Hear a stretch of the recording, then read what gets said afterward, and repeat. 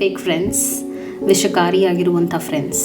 ಅವರ ಪ್ಲ್ಯಾನ್ಸ್ನಲ್ಲಿ ನಿಮ್ಮನ್ನು ಎಕ್ಸ್ಕ್ಲೂಡ್ ಮಾಡ್ತಾರೆ. ಅವ್ರೇನಾದರೂ ಒಂದು ಯಾವುದೋ ಒಂದು ಫಂಕ್ಷನ್ಗೆ ಹೋಗಬೇಕು ಅಂತ ಇದ್ದಾರೆ ಅಂದಾಗ ನಿಮ್ಮನ್ನು ಇನ್ಕ್ಲೂಡ್ ಮಾಡಿರೋದಿಲ್ಲ.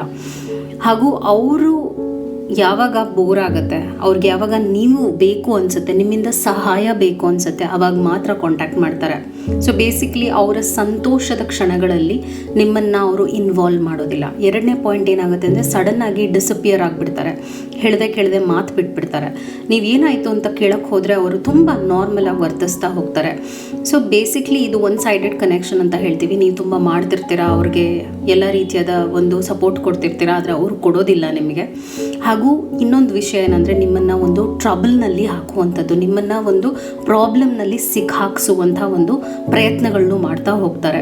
ಅಂದರೆ ರಿಸ್ಕ್ ತಗೋ ಅಂತ ಹೇಳ್ತಾರೆ. ನೀನು ಹೀಗೆ ನಿಮ್ಮನ್ನು ಬ್ಯಾಡ್ ಇನ್ಫ್ಲೂಯೆನ್ಸ್ ಮಾಡುವಂಥದ್ದು, ನೀನು ಹೀಗೆ ಯಾಕೆ ನಡ್ಕೊಳ್ಳಲ್ಲ, ನೀನು ಹೀಗಿರು ಹಾಗಿರು ಅಂತ ನಿಮ್ಮನ್ನು ನಿಮ್ಮ ಫ್ಯಾಮ್ಲಿಯಿಂದ ದೂರ ಮಾಡುವಂಥದ್ದು ಅಥವಾ ಬ್ಯಾಡ್ ಅಡ್ವೈಸಸ್ನ ಕೊಡುವಂಥದ್ದು ಇಂಥದ್ದನ್ನೆಲ್ಲ ಮಾಡ್ತಾರೆ.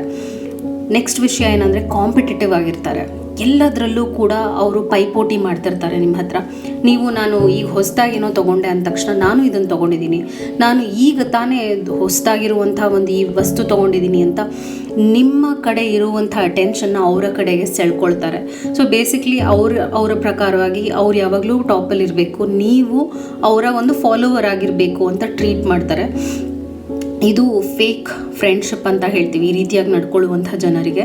ಮತ್ತು ಅವರು ಯಾವಾಗಲೂ ನಿಮ್ಮಿಂದ ಸಹಾಯವನ್ನು ಕೇಳ್ತಾ ಇರ್ತಾರೆ. ನೀನು ಇದ್ಯಾಕೆ ನನಗೆ ಮಾಡಲ್ಲ, ನೀನು ಇದನ್ನು ಮಾಡು ಅಂತ ಇಷ್ಟು ಸಹಾಯ ತಗೊಳ್ತಿರ್ತಾರೆ. ಅಂದರೆ ಅವರಿಗೆ ನೀವು ಬೇಕಾಗಿದೆ, ಯಾವಾಗೋ ಒಂದು ಟೈಮಲ್ಲಿ ಮೇ ಬಿ ಒಂದು ಇಮೋಷ್ನಲ್ ಸಪೋರ್ಟ್ ಬೇಕಿದೆ, ಅಥವಾ ನಿಮಗೆ ಅವರ ಒಂದು ಅಡ್ವೈಸ್ ಪಾಸಿಟಿವ್ ಆಗಿ ಒಂದು ಯಾವುದೇ ರೀತಿಯಾದ ಇಮೋಷ್ನಲ್ ಸಪೋರ್ಟ್ ಬೇಕಿದೆ ಅಂದರೂ ಕೂಡ ಅವ್ರು ನಿಮಗೆ ಸಿಗೋದೇ ಇಲ್ಲ. ಅವರು ಆಬ್ಸೆಂಟ್ ಆಗಿರ್ತಾರೆ ನಿಮ್ಮ ಲೈಫ್ನಲ್ಲಿ. ನಿಮ್ಮ ಕಷ್ಟದಲ್ಲೂ ಇರೋದಿಲ್ಲ, ನಿಮ್ಮ ಸುಖದಲ್ಲೂ ಇರುವುದಿಲ್ಲ, ಆದರೆ ಅವರ ಎಲ್ಲ ಎಮೋಷನ್ಸಲ್ಲೂ ನೀವು ಭಾಗಿಯಾಗಿರಬೇಕು ಅಂತ ಎಕ್ಸ್ಪೆಕ್ಟ್ ಮಾಡ್ತಾರೆ. ಹಾಗೂ ಇವರು ಪ್ರಾಮಿಸಸ್ನ ಬ್ರೇಕ್ ಮಾಡ್ತಾರೆ. ನಾನು ಇದನ್ನು ಮಾಡ್ತೀನಿ, ನಾವು ಸಿಗೋಣ ಅಂತಾರೆ, ಸಿಗೋದಿಲ್ಲ, ನಾವು ಹೀಗಿರೋಣ ಅಂತಾರೆ, ಇರೋದಿಲ್ಲ, ತುಂಬ ಸುಳ್ಳನ್ನು ಹೇಳ್ತಾರೆ. ಸೊ ಬೇಸಿಕ್ಲಿ ಇದೊಂಥರ ರಿಲೇಷನ್ಶಿಪ್ ನಿಮಗೆ ತುಂಬ ಡ್ರೈನ್ ಮಾಡುತ್ತೆ. ಸೊ ಈ ಥರ ಒಂದು ರಿಲೇಷನ್ಶಿಪ್ನಲ್ಲಿ ನೀವಿದ್ದೀರಾ ಅಂತ ಯೋಚನೆ ಮಾಡಿ, because this is not at all a good connection according to psychology. Thank you.